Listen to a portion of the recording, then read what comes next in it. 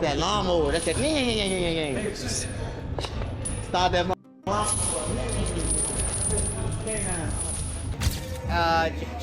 Jake Paul might be too big for him, or Tank might crack him. You don't know.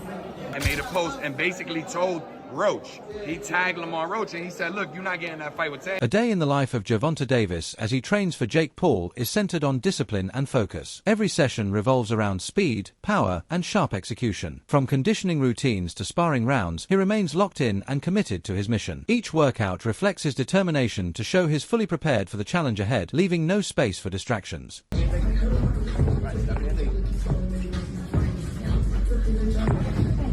Rolly Romero's take brings a grounded outlook on the Jake Paul vs Gervonta Tank Davis showdown. He points out that Tank's legacy is secure no matter the result. As a champion who has already achieved greatness in boxing, Davis has nothing left to prove against Paul. Still, Romero admits Jake's natural size is a factor. While Paul's physical advantage is real, it doesn't lessen the respect and recognition Tank has already earned. From him, but like Jake Paul might be too big for him, or Tank might crack him. You don't know.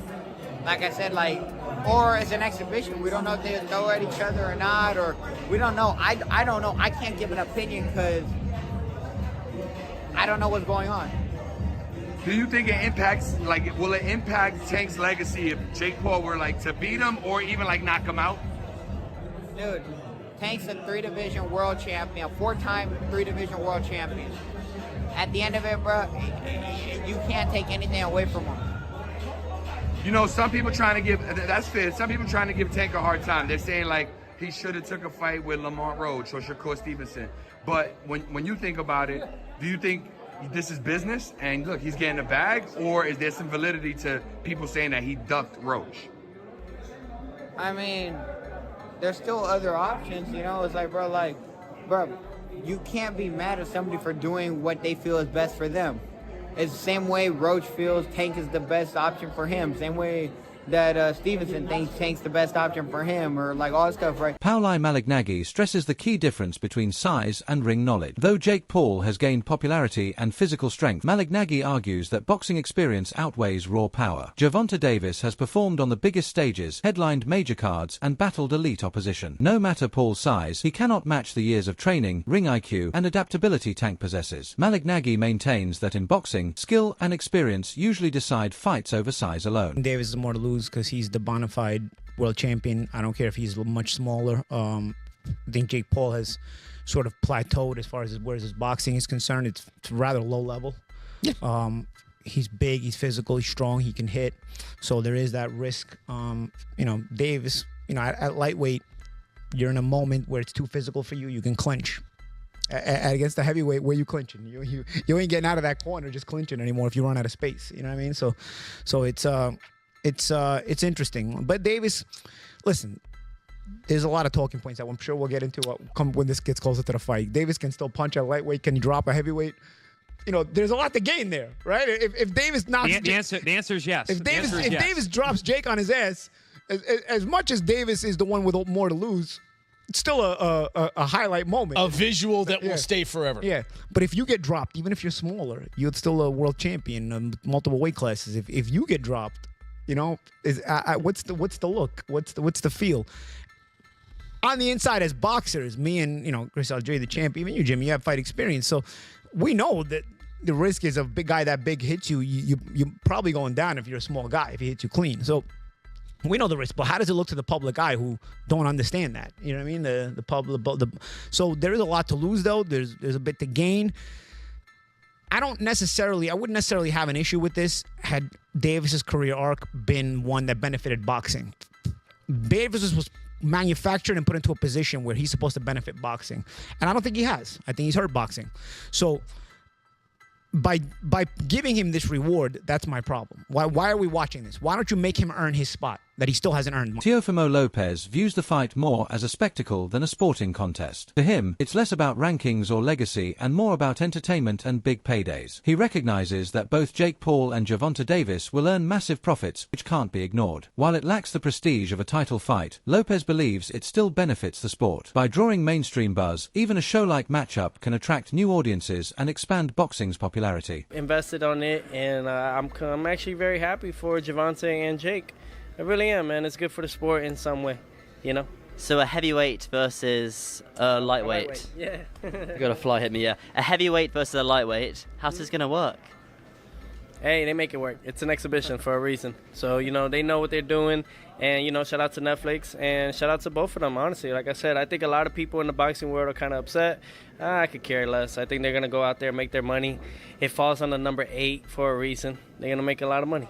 Have you got a prediction for that fight? My prediction, a show. A show. Well, clearly it's a show, but when you've got a lot of people underestimating Jake Paul once again, but when you've got a heavyweight boxer who knows how to throw punches and knows the basics against a lightweight, it's quite a difference. I mean, have you sparred heavyweights before? Yeah. For competitive sparring in the ring?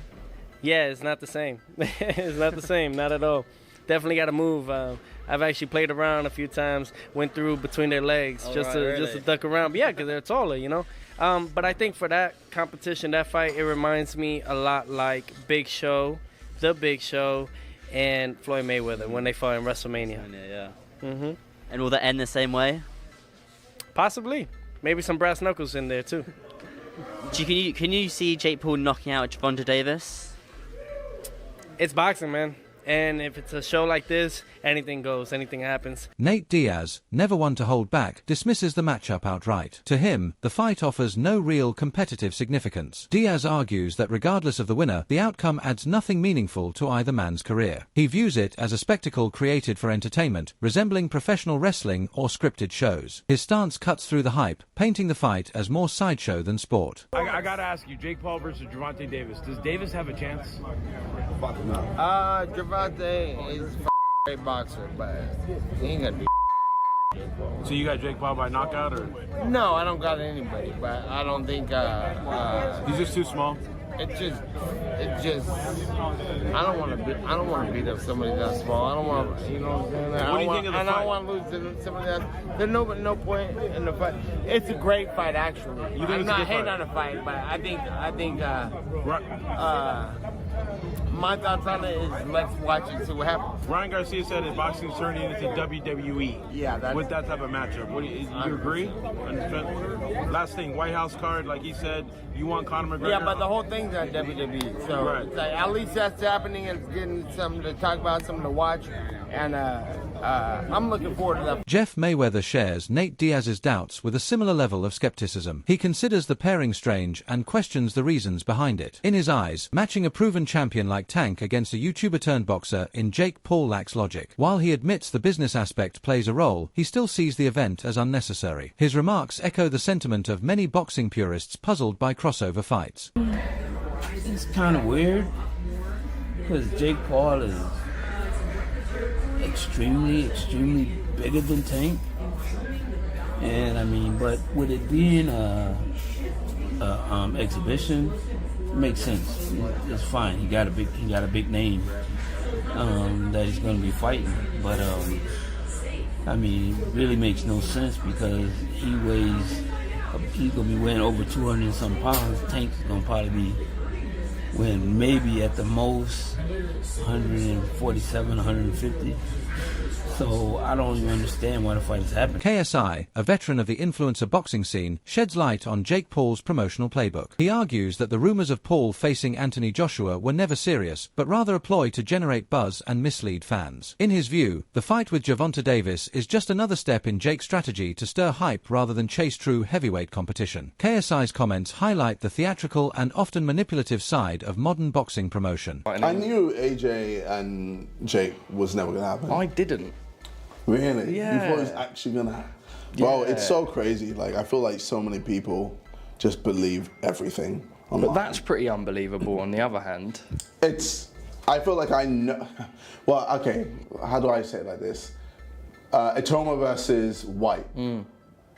I had a lot of people bet on White winning. And I'm there like, you guys don't watch boxing, do you? You just look at a record and go, oh, Dylan's fought many more people than Atoma. That record says a lot. Atoma's like 18, not 18, Atoma's 20, inexperienced, round one. Like, I just knew Itoma was going to just destroy him. And I think a good fight for Itoma would be him and Wilder. I think that'd be a very good fight. BJ Flores, who has worked closely as Jake Paul's trainer, offers a more optimistic angle. He believes Jake's natural future lies in the cruiserweight and heavyweight divisions, where his size is best suited. Still, Flores acknowledges that the Davis matchup is a golden opportunity. Sharing the ring with a proven champion not only raises Jake's profile, but also paves the way for bigger fights in higher weight classes. To him, this bout serves as an important stepping stone in Jake's long-term boxing journey. Funny story. So one of my good friends, Armani, he has been working with Jake Paul for the last 2 years. Oh. There was a little time where Shane wasn't there with Jake, and Armani called me up and said, "Hey BJ, will you come down to Big Bear and spar with Jake?" And I'm like, "You want me to spar with Jake?" I'm thinking to myself, you know what I mean? I'm like, yeah, he's beating up all his sparring partners. I was like, all right. I mean, fine, I'll go down there and do it. I have been inactive. I haven't done anything for like 8 months. But I was like, okay, I'll go down there. So we spar a couple times. After that, they decided I was too big for him. And, it's better if we just, not do it. And, then they asked me if I would be interested in like working the mitts with him and helping him with the combinations, because I was hitting him with some combinations they hadn't seen before. And I said we can teach him all those things and have him doing all those things. And so I started working the mitts with him and helping him out on the mitts. And he told his trainers and everybody, they're like, "Man, I want BJ around for the entire camp because I'm getting better."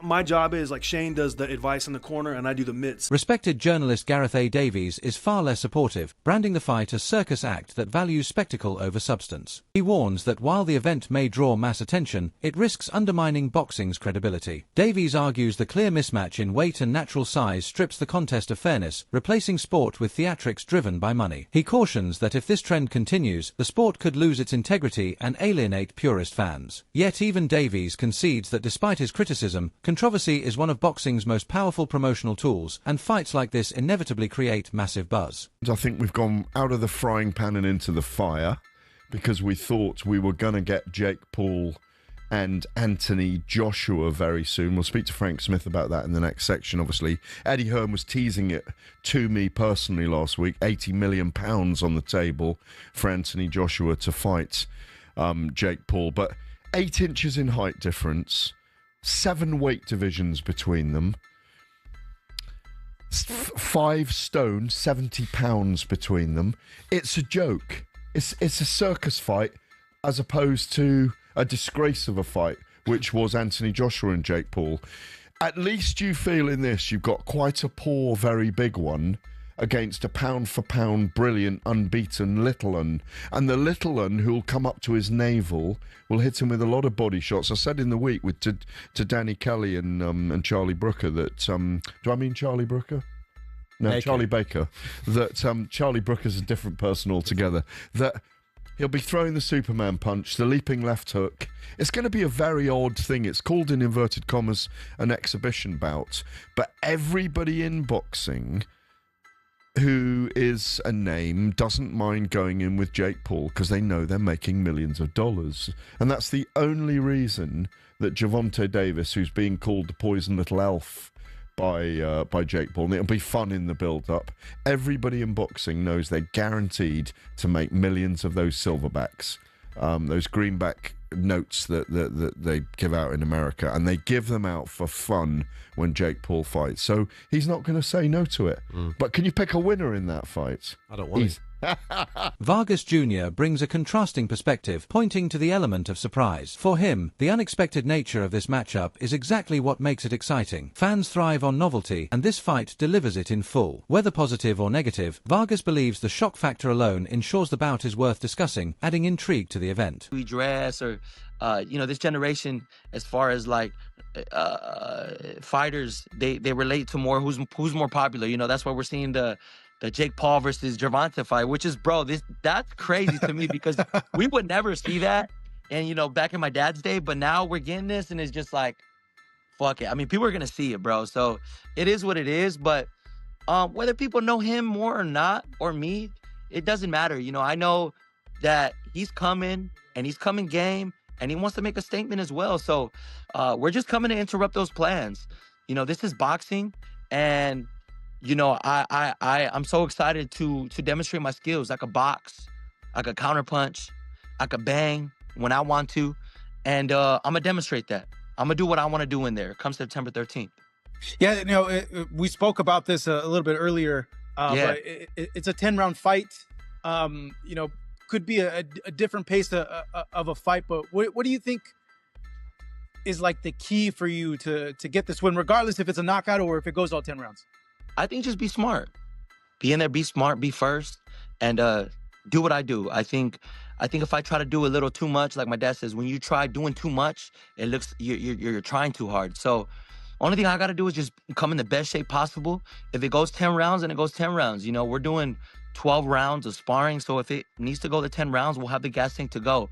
You know, I don't know if he's gone a full 10 rounds. You know, I haven't. So it'll be something for fight day. You know, if we do end up going the distance, then we end up going the distance. Wade Plem sees Jake Paul as a figure who has revitalized boxing by drawing in audiences who otherwise would never have paid attention. He emphasizes Paul's unique appeal to younger fans who value entertainment-driven events over traditional contests. While critics dismiss these bouts as gimmicks, Wade argues they are part of boxing's evolution. He views the clash with Gervonta Davis as a continuation of that trend, keeping the sport relevant in the mainstream. In his eyes, the growth of boxing's popularity outweighs debates about authenticity. Analysts add that Jake stands to benefit most from sharing the spotlight with a world champion. If you want to join a circus, that's the circus. I don't see the value. I just see money involved in that. If they want the money, if that's what they want to do, then go ahead and go ahead and get the money. But other than that, I'm not. You got a guy, Jake Paul, that's what, 6'3", 6'4", almost. Then you got a guy, Gervonta Davis, that's like 5'5", a little guy. Yeah. Y'all gonna try to, who's 200 pounds, just for Mike Tyson there, I'm gonna throw him in there with a 135. It's just a circus, and that's what they want to do to get money, to generate money in the sport of boxing instead of Gervonta Davis. This is a legacy fight. He was supposed to fight Lamont Roach after this, and then he say, no. Think about it. You really can't say too much. When you say Gervonta Tank Davis and you say Lamont. For Jake Paul, the fight delivers undeniable rewards, massive exposure, credibility, and financial success. Win or lose, analysts see it as a calculated move to grow his brand, expand his fan base, and lock in bigger opportunities. The ripple effects extend beyond the two fighters, impacting others in the sport as well. For instance, Tank's commitment to Paul takes a potential rematch with Lamont off the table. Still, Lamont is not left without options, as new openings in the boxing schedule could further his career. The matchup demonstrates how crossover fights reshape the landscape, creating both roadblocks and opportunities across the sport. Where does Lamont Roach Jr. go from here? I mean, he's got options. I mean, that young kid, Kamel Moton is calling him out. He ain't going to do that. He's only 19. Floyd's young fighter. He can wait for the winner of Abdullah Mason Sam Noakes. I mean, Floyd Schofield's out. Options is what I'm trying to say. And then, look, does he want to go down a weight? Does he want to go down to super feather? Let's not forget, he is, I think he's still a belt holder in that division. I mean, O'Shaki Foster's there. Stephen Fulton is now in the division. We saw Raymond Ford, on the weekend. When was that fight? 2 weekends ago. So there are options out there for